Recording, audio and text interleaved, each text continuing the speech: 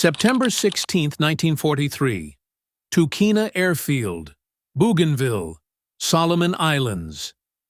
The smell of fuel and gun oil chokes the air. Heat ripples off the Corsairs lined up on the dusty strip, like sharks waiting to launch. Captain James Jimmy Sweat stands silent on the tarmac, visor down, jaw locked, eyes tracking the black trail twisting into the jungle canopy. Another one. Gone. His wingman, Lieutenant Artie Mason, just 22, just married, just bragging about peaches from back home an hour ago, now vaporized inside a spiraling coffin of metal and flame. Jimmy didn't even hear him scream. The radio went dead halfway through. The third Corsair lost this week. Not to Japanese superiority, not to mechanical failure. They weren't losing to the enemy. They were losing to air. Jimmy knows it. Every pilot on this runway knows it. Every time they climb into those birds, they know their bullets won't hit a damn thing. They call the Corsair the Whistling Death. But right now, it's just death for them. The worst part? Jimmy pulled the trigger. He had the zero in his sights. He emptied 400 rounds at it from 300 yards. The gun camera caught it all. Tracers went around the zero, above, below, left, right, like a man throwing a noose and missing the neck. Not one hit. The zero escaped. 2 minutes later, it blew Artie out of the sky. Jimmy hasn't said a word since. Back in the operations tent, the math is a funeral dirge. VMF 2113. The Hellhawks, his squadron, is bleeding ammo and not scoring kills. The kill ratio is a joke. 3.2 Puan. They have 650 caliber Brownings. 3,000 rounds per plane. Enough firepower to chew a zero into shreds. And yet, they're burning through hundreds of bullets per enemy and still coming back empty. The numbers don't lie. 890 rounds per confirmed kill. That's not dogfighting. That's desperation. And the brass? They've got an answer. It's the pilots. Shoot better. Don't engage unless you have the shot. Trust the engineering. But Jimmy knows better. He's watched the footage. Everyone has. These pilots aren't green. They've been fighting, bleeding, dying since Guadalcanal. They're good. But their guns don't work right. It's not the gun. It's not the ammo.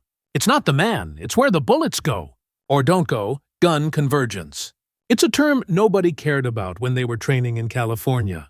But out here, in the Solomon Islands, it's the thing that's getting them killed. Right now, those 6 wing-mounted guns are harmonized to 1,000 feet. Factory setting.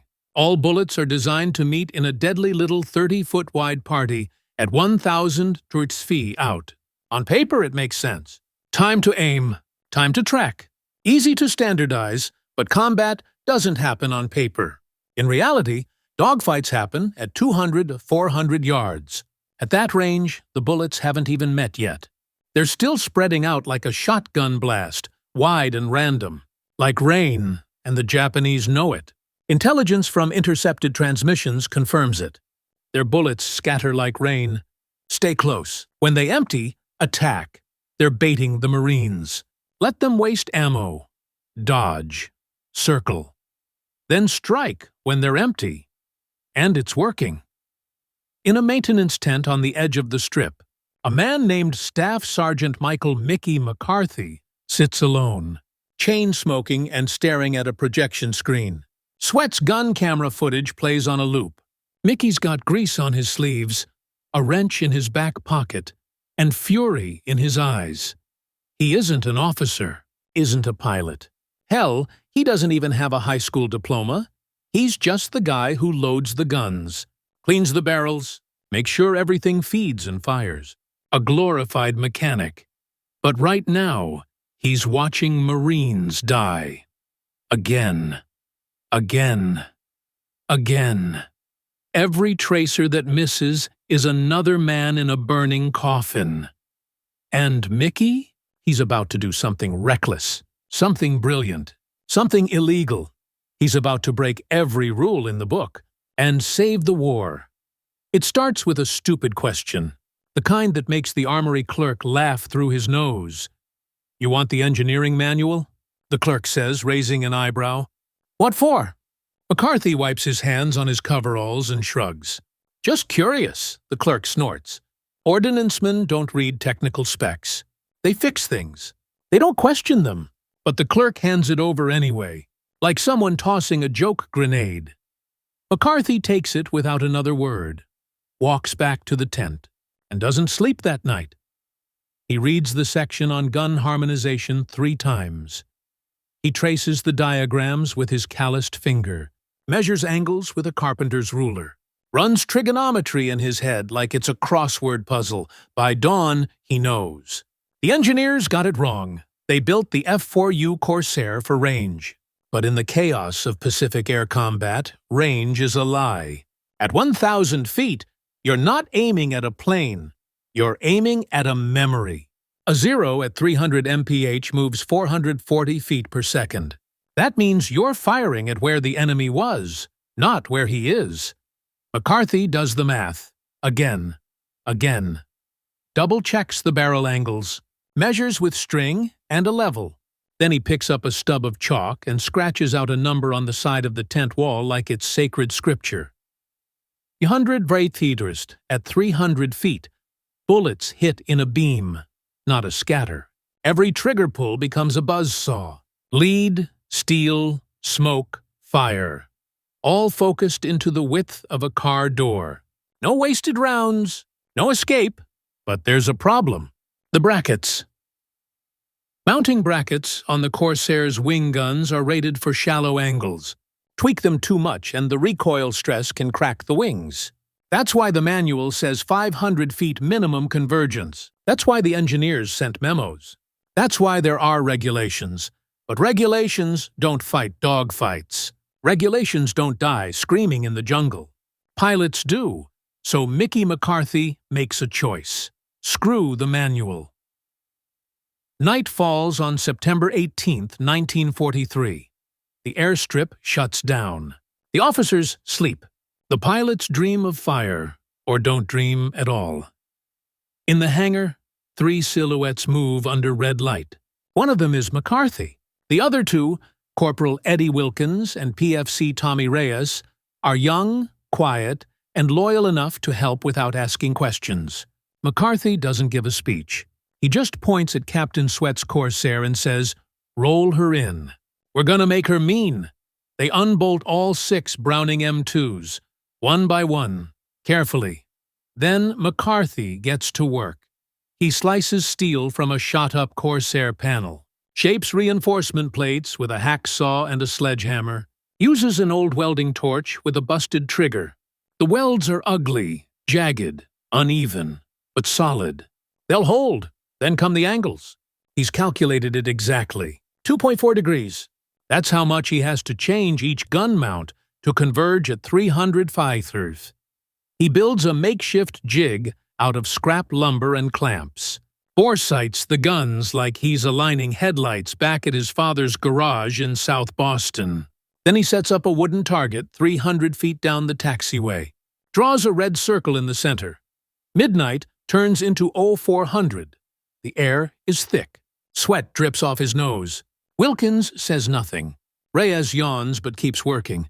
They tighten the last bolts as the eastern sky bleeds gray. McCarthy climbs into the cockpit, fires up the auxiliary power. One by one, the guns bark out into the sea. Short, controlled bursts. The sound is thunder made personal. No cracks. No shakes. The brackets hold. It works. The next morning, Captain Sweat stops mid-stride on the tarmac. He stares at his Corsair like it grew fangs. The gun barrels are angled inward, visibly, unnaturally steep. It's not just different. It's insane.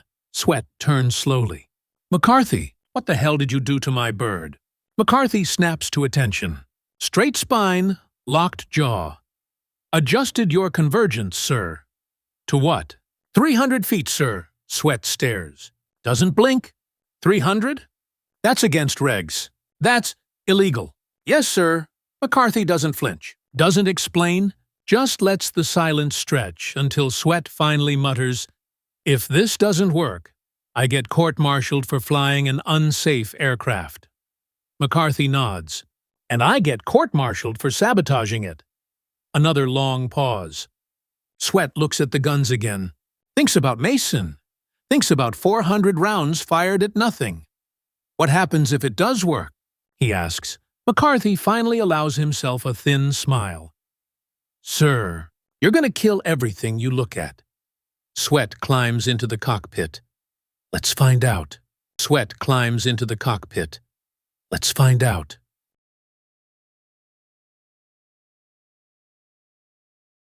September 19, 1943, 4 F4U Corsairs from VMF 213 lift off from Tukina Airfield. Sun blinding off their canopies. Thunder under their wings. Combat Air Patrol. Standard run. Nothing fancy. Except today, one of them is a loaded question screaming through the sky. Captain James Sweat flies Bureau number 1FAN883. The insane one. The only Corsair in the entire Pacific with guns harmonized to 300 feet. Reinforced with stolen scrap metal and spit welded by a mechanic who broke every rule in the book. He's got no backup plan. No confirmation from command. Just McCarthy's math and 3,000 rounds of Browning 50 calors, and he's praying to God that it's not all a suicide mission dressed up as innovation. At 18,000 feet, they spot them. 9 Zeros, escorting 6 Val dive bombers, headed straight for Allied positions near Bougainville. 4 Marines versus 15 Japanese. Bad odds. Worse if you're wrong, Sweat doesn't care. He's not thinking about odds. He's thinking about that cloud of tracers. That perfect envelope of death he fired 3 days ago. All around a zero, and not one hit. He won't make that mistake again. He breaks formation, diving fast and silent, his Corsair slicing the sun. Sweat locks onto the rear zero, finger hovering on the trigger. 400 yards. 350. 320. No shots yet. Not yet. The zero starts to swerve. A little jiggle, anticipating that scattershot mess the Americans always throw. Only Sweat doesn't fire at 400. He doesn't even fire at 310. He waits. At 300 feet, he squeezes the trigger. 1 second. 80 rounds. The zero disintegrates. Not crashes. Not spirals. It disintegrates. The tail section separates like someone yanked it off with God's own wrench. The fuselage tears down the center. The left wing folds upward. A column of smoke and shredded aluminum fills the sky like confetti. Sweat yanks right, just to avoid flying through what used to be a man. No words on the radio, just static and breathing. He rolls back into the fight. Second zero. Coming up from the right, jinking hard, trying to force him wide. Sweat lets him twitch. Lets him believe he's safe. He closes to 280 feet 1 second. 80 more rounds. The zero's left wing vanishes. Just gone, like it never existed. The rest of the plane starts spinning like a dead maple seed, dropping out of the sky in flames. No parachute. No time. Third zero. This one's sharp. He sees what's happening. Pulls high. Sweat follows. They dance for 5 seconds. A snap roll, a dive, a climb. Sweat pulls behind him. Closes the distance like a hammer closing in on a nail. 80 feet. Half-second burst. 40 rounds. The canopy implodes. One moment there's a pilot. The next, there's just red mist and wind. Sweat jerks the stick left. He's out of targets. 3 kills. 45 seconds. He's used 200 rounds. He has 2,800 left. Below him, the rest of the flight is just getting into position. They watched him do it. Every trigger pull a kill. Every burst a funeral. Their radio clicks alive. Holy mother of Sweat cuts it. Next target. Move. The whole engagement lasts 4 minutes. 8 of the 15 Japanese aircraft are destroyed. Sweat personally drops 5. 1 Corsair is lost. The other 3 return with most of their ammo unused. When Sweat lands back at Tukina, the runway is crowded. Pilots, mechanics, officers, Marines with grease on their hands and salt in their lungs, all staring at the bent-in gun barrels of Bureau 117883. Sweat pops the canopy. Silence greets him. No claps, no cheers, just shock. Major Wade Britt pushes through the crowd. "Captain Sweat," he says, voice flat. "What the hell happened up there?" Sweat takes off his helmet. His hair's soaked through. His face stone calm. "I shot down 5 enemy aircraft with 200 rounds, he says. "You, what?" "I've still got 1-800 left in the wings." Britt turns, slow, to the man standing beside the plane. The mechanic with grease on his collar and a wrench still in his hand. "Sergeant McCarthy," he says. "What the hell did you do?" McCarthy doesn't flinch. "Adjusted the convergence to 300 feet, sir." A whisper cuts the air like a bullet. "That's impossible." Colonel Millington appears next, face tight, voice loud. The man who wrote the memo, the one that said, "Never go below 500 feet convergence." "You violated direct orders. That aircraft is unsafe. That modification is illegal. That mounting stress will tear the wings off." Sweat interrupts, calm and quiet. "Colonel," he says, "I just killed 5 enemy aircraft in 4 minutes. You still want to talk about regulations?" And just like that, everything changes. The arguments start. Half the squadron wants the same mod tonight. The engineers are shouting. Someone mentions court-martial. Someone else says, "Screw the engineers. I want to live." And in the middle of the noise, Britt looks at McCarthy. "Can you do every Corsair in this squadron by morning?" McCarthy doesn't blink. "Yes, sir." "Then do it. September 20th, 1943, Empress Augusta Bay. Bougainville, .12. Japanese zeros. 8 Mitsubishi G4M Betty bombers. Altitude, 16,000 feet. Heading for Allied supply ships and rising up to meet them. 8 Corsairs from VMF 2113, all armed with a secret nobody authorized and a kill switch nobody's ready for. For the first time in the war, every aircraft in the squadron has its guns harmonized to 300 feet. Reinforced, re-angled, illegal, perfect. They take off with the sun on their backs and rage in their engines. Lieutenant Robert Hansen leads the flight. 22 years old, Alabama farm kid, former quarterback, hasn't slept in 2 days. He watched Artie Mason die last week and swore he'd never waste another bullet. Today, he doesn't plan on wasting a single one. The 2 squadrons meet at 15,000 feet. Zeros fan out, weaving into finger 4 formations. Betty's hold course, big, slow, vulnerable, in theory. That's what they think. Hansen doesn't go for the fighters. He goes straight for the bombers. 50 yards. 1 second to target. The Betty doesn't even notice him. 100 feet. He pulls the trigger. 60 rounds. The right engine explodes in a ball of fire. The wing folds upward like it's been slapped by God. Fuel tanks rupture mid-air. The bomber doesn't crash. It disintegrates in mid-air. A fireball with wings. 15 seconds later, Hansen slides behind a zero, trying to loop away. Second burst. 80 rounds. The Zero's cockpit explodes in a flash of red and glass. The body never pulls out of the dive. Hansen keys the radio. His voice is shaking, half laughing, half crying. It works. Sweet Jesus, it works. In the next 12 minutes, VMF 213 tears the sky apart. 8 Corsairs. 15 Japanese aircraft. 15 confirmed kills. Japanese losses. 100%. Not one makes it out. Not one. No Corsair is lost. Not one Marine pilot is hit. Ammunition expended 2,700 rounds total. Kill ratio 180 rounds per kill, down from 890 just 5 days ago. The dogfight doesn't even look like a fight anymore. The gun camera footage shows something almost unholy.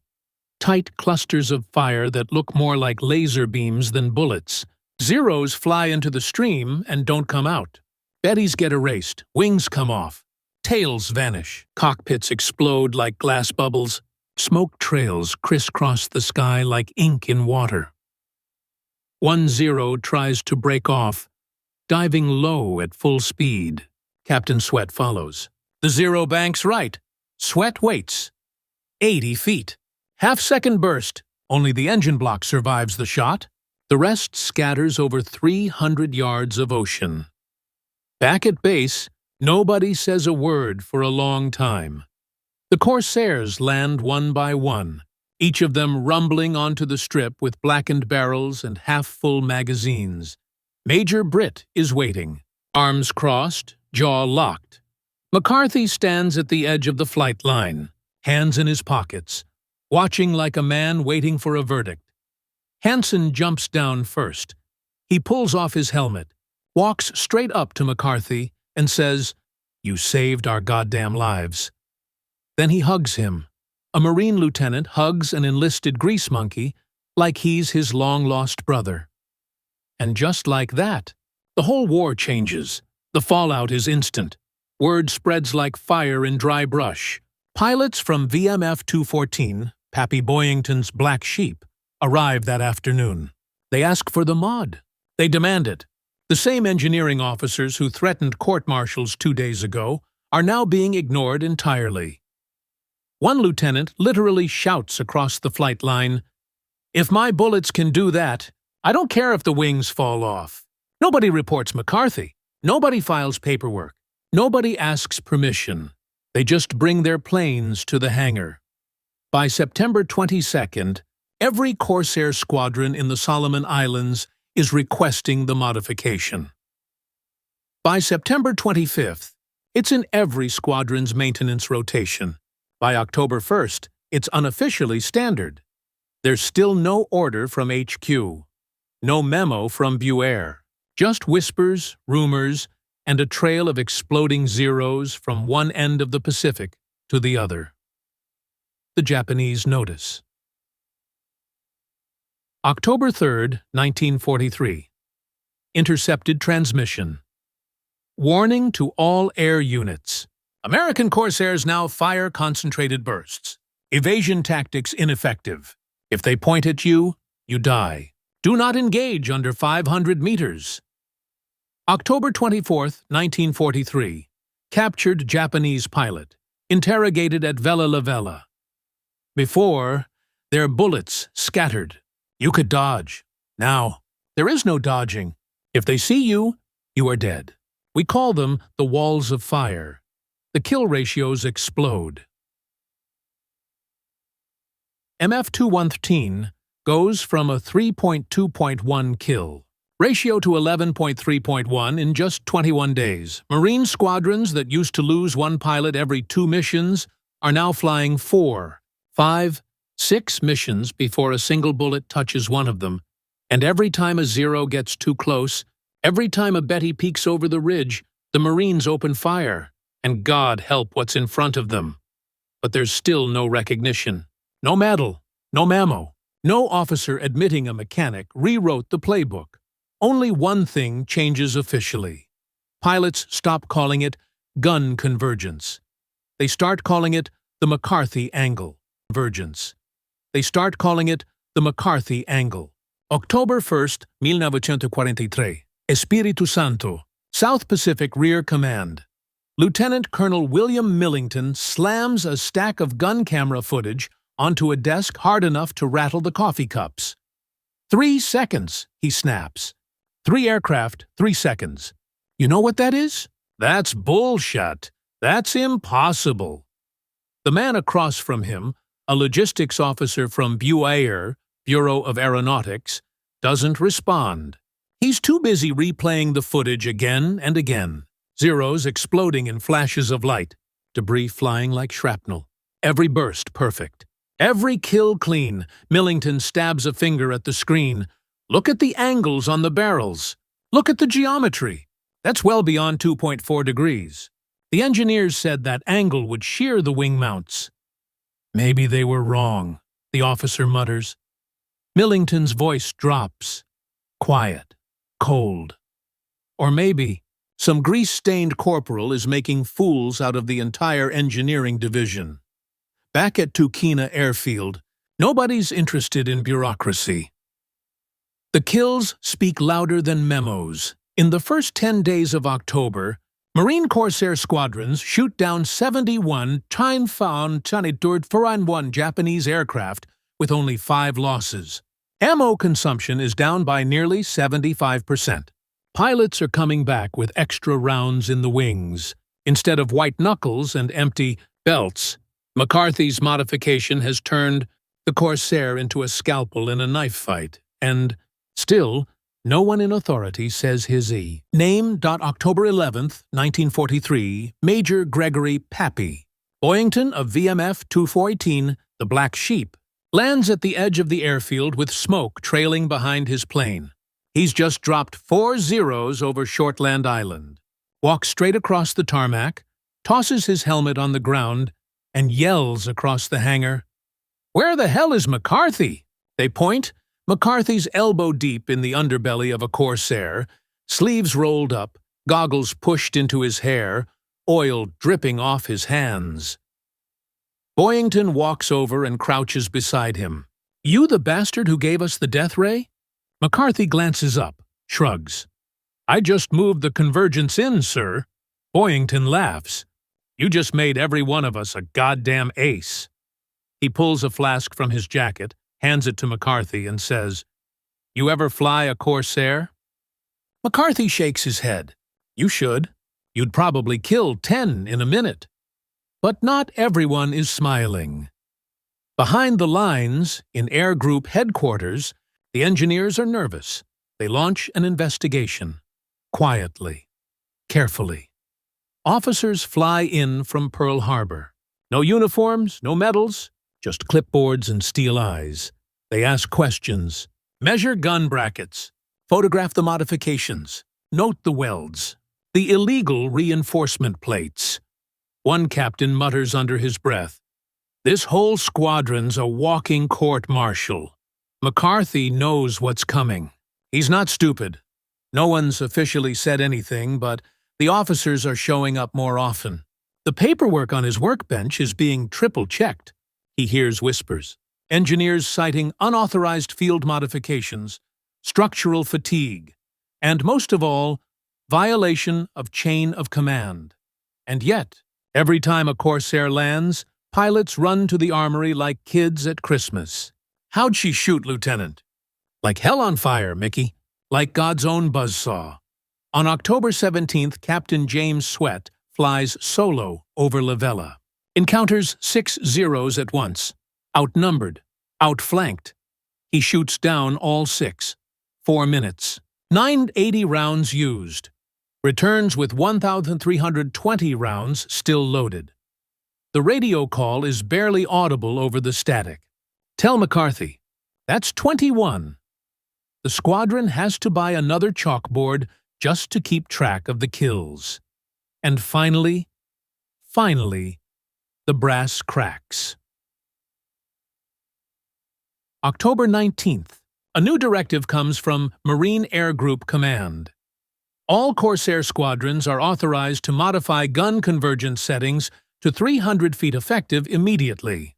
There's no mention of McCarthy, no signature, no apology, just permission to do what's already been done.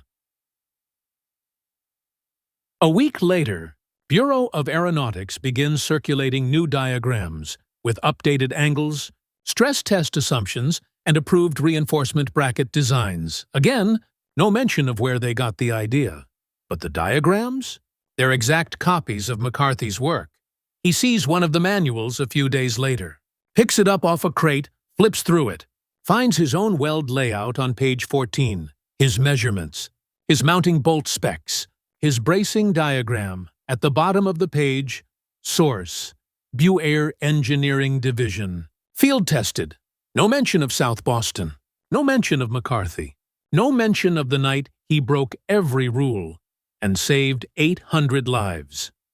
McCarthy closes the manual and tosses it back in the crate.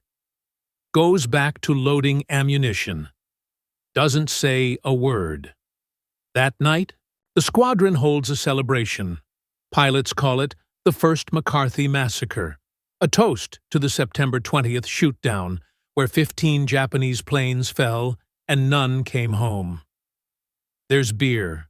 There's music. There's even a Japanese propeller blade someone found and mounted like a trophy. Captain Sweat stands up, glass raised, voice calm.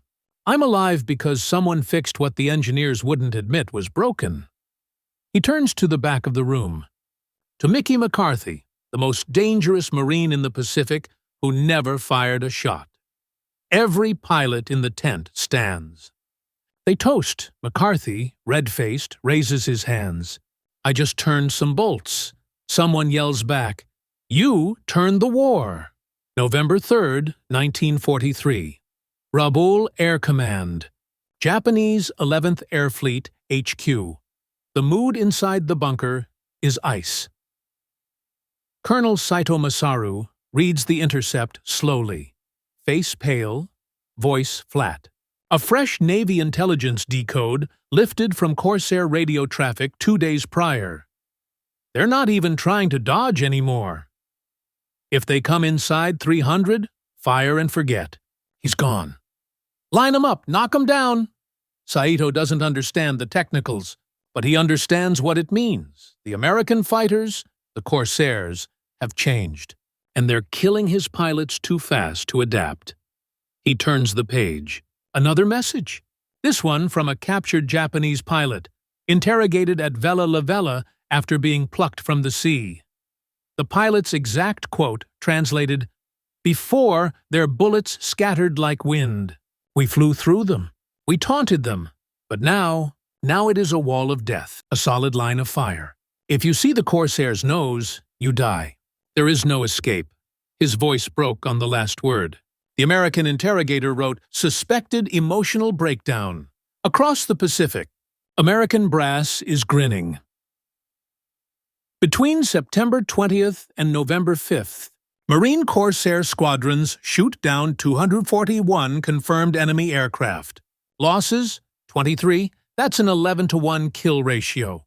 Some squadrons, like VMF 2114, are hitting 15-to-1. Combat reports are reading like fantasy. 2-second burst. Kill. 3 confirmed with 240 rounds. 0 evasion possible below 300 feet. Pilots are flying twice as long, using half as much ammo, and winning every engagement. The only variable? McCarthy's insane convergence. But Mickey McCarthy's still a nobody. Still loading belts. Still cleaning barrels. Still covered in grease. He hasn't been promoted. Hasn't been decorated. His name isn't on any of the memos pouring out of HQ. The official engineering bulletins just say, "Close convergence field harmonization adopted due to combat success. Field-tested design improved by Bureau of Engineering." McCarthy shakes his head when he hears it. He doesn't argue, doesn't complain, but something changes in him. Quietly. Deeply. November 11th, 1943. Battle over Treasury Islands. Lieutenant Robert Hansen is flying on his second sortie of the day. His first? 5 kills. One of them, a head-on pass through a bomber formation that left the sky littered with flaming wreckage. He landed, drank a cup of coffee, took off again.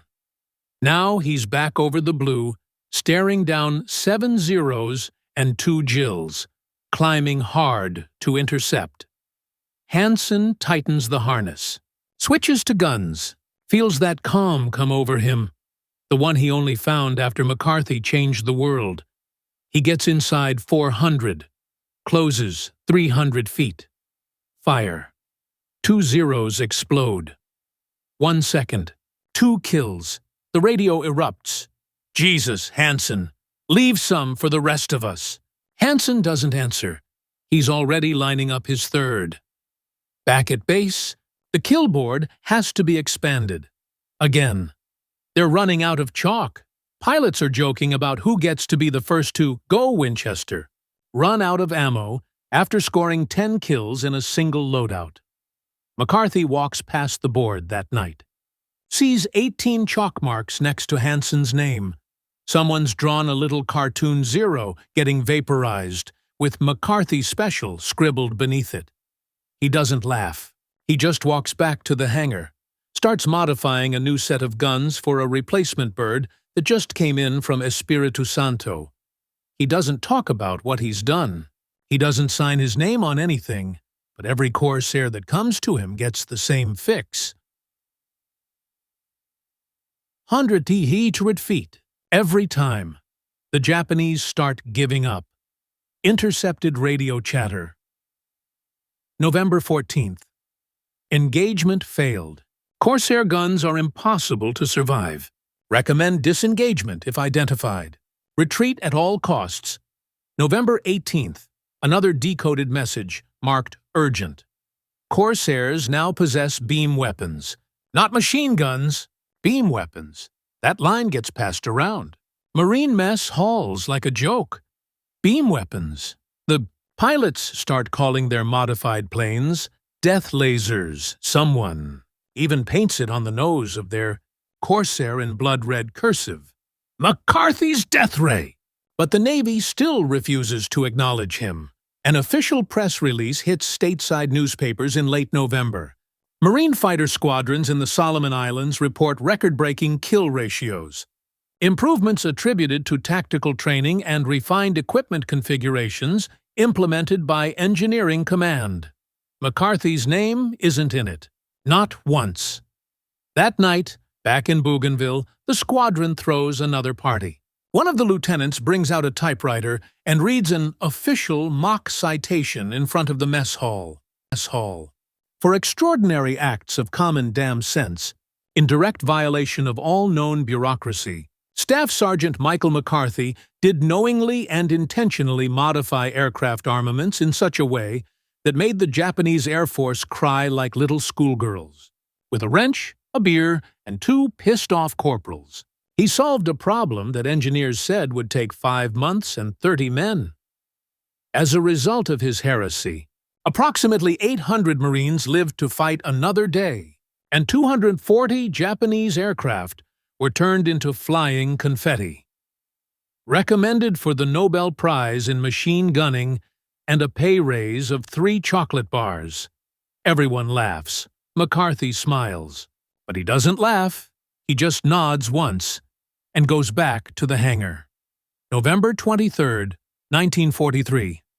Naval Air Station, Pearl Harbor.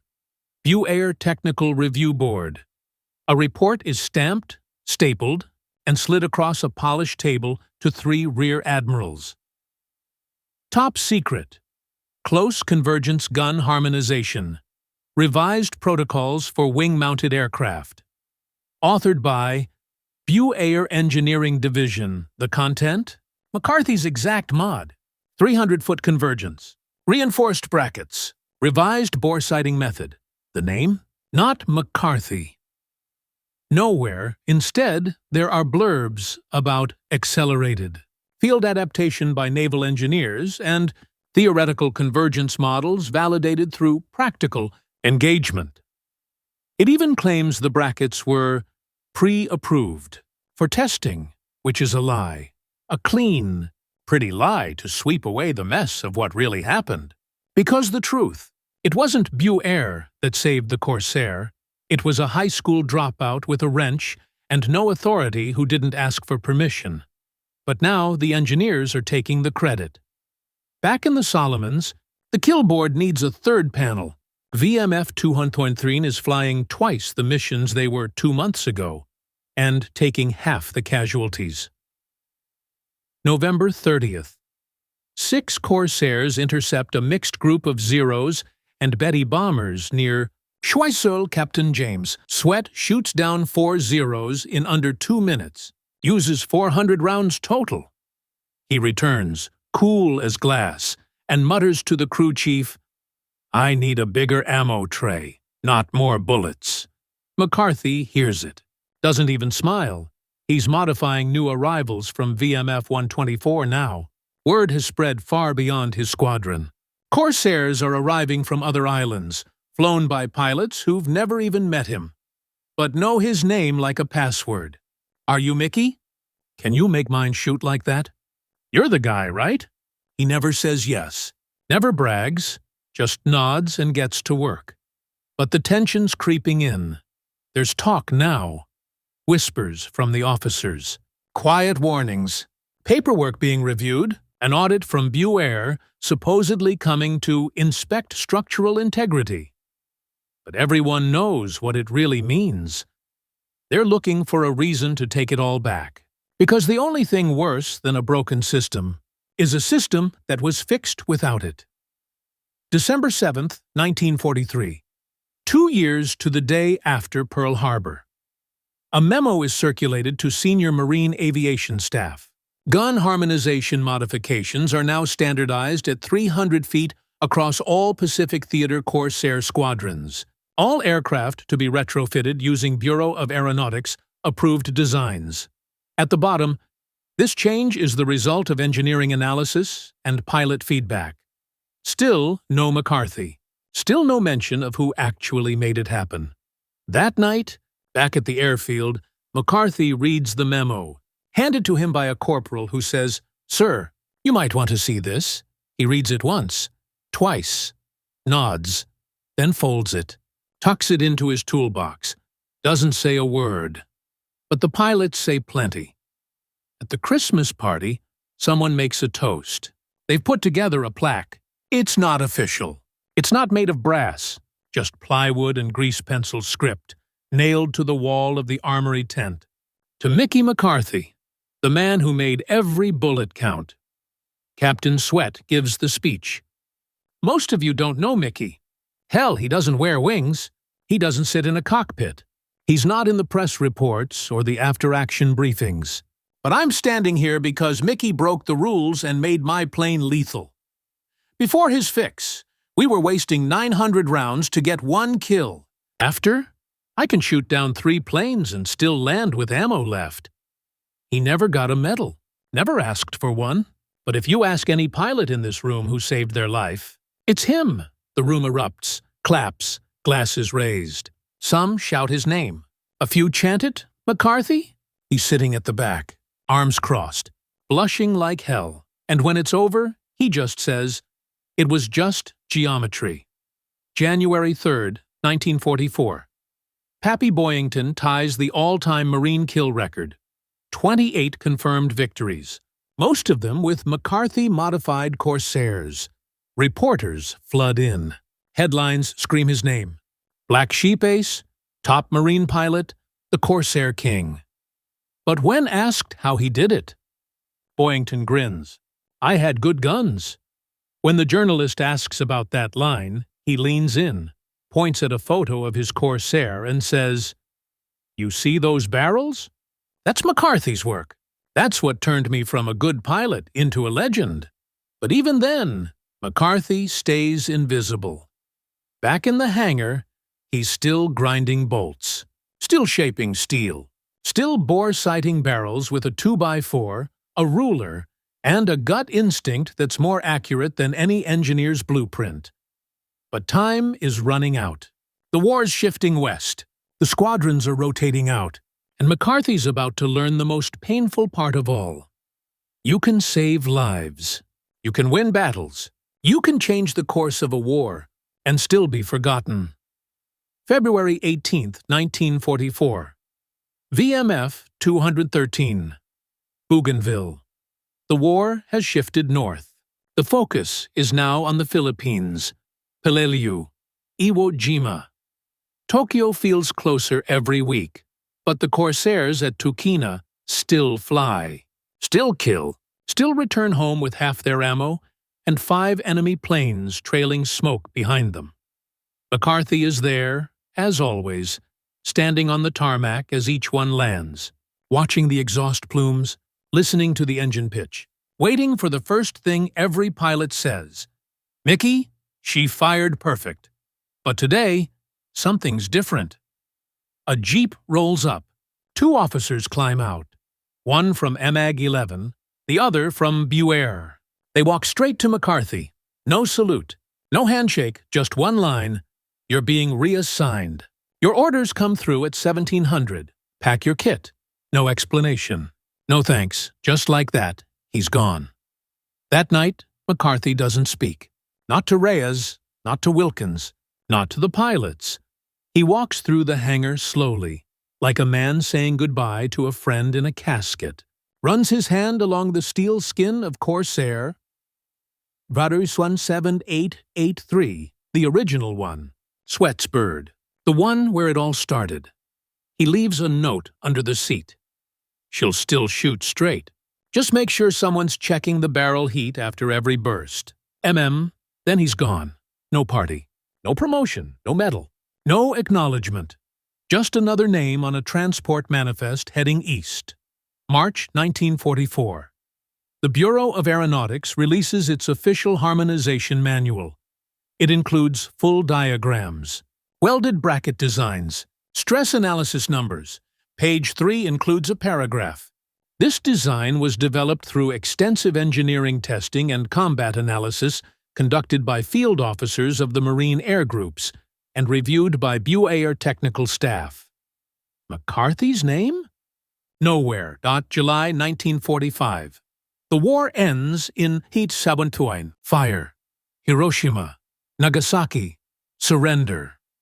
The Corsair retires with the highest kill ratio of any aircraft in the Pacific Theater, 11.3. To 1 point, military historians credit the F4U's speed, its ruggedness, its firepower.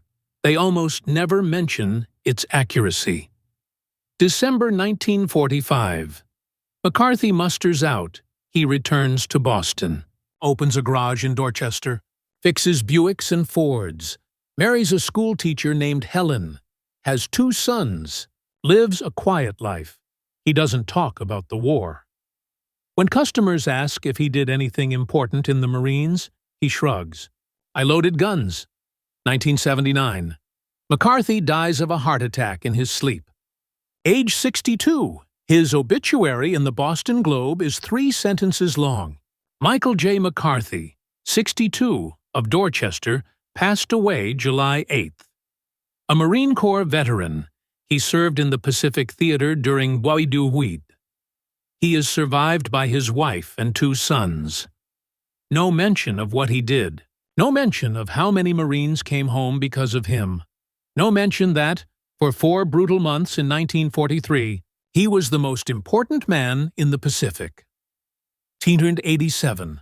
The Marine Corps Aviation Association erects a plaque at the National Museum of the Marine Corps, honoring the unsung heroes of Marine aviation support crews. At the bottom, in small letters, under a list of 87 names, SSG Michael McCarthy, VMF 213, Ordnance Crew, no context. No story, just a name. But the pilots? They know. James Sweat writes his memoir in 1989. It includes 14 pages about Mickey. People call me an ace, a hero, a tactician. The truth is simpler. I had a plane with guns that finally worked the way they should have from the start. A sergeant nobody ever heard of made that happen. Mickey McCarthy made me an ace. He made all of us aces. The Marine Corps should have given him the Navy Cross. Instead, they gave him nothing. That's not right. Lieutenant Robert Hansen never made it home. Killed in action. February 3rd, 1944. A letter he wrote to his family arrived days after his death. His mother kept it until the day she died. There's a sergeant in our squadron who changed everything. He adjusted our guns so we actually hit what we shoot at. Sounds simple, but it's the difference between living and dying up here. If I make it home, I'm going to find that sergeant and buy him a drink. He probably saved my life a dozen times. And today, every fighter aircraft in the U.S. military still uses the principle McCarthy discovered. Short-range convergence, focused firepower, maximal hit probability at lethal range, the F-16's 20mm Vulcan cannon, the F-35's GIU-22, the A-10's GIU-8 Avenger. All harmonized using combat data that originated from one mechanic, one night, in a tent in 1943. So, if you've made it this far, remember him. If you've made it this far, remember him. Not for the medals he didn't get. Not for the name they tried to erase. Not for the reports that cut him out. Remember him because 800 Marines came home instead of dying in fire. Because he broke the rules when the rules were wrong. Because he picked up a wrench and changed the outcome of a war. Remember Mickey McCarthy, because sometimes the most dangerous man in the Pacific was the one who never pulled a trigger.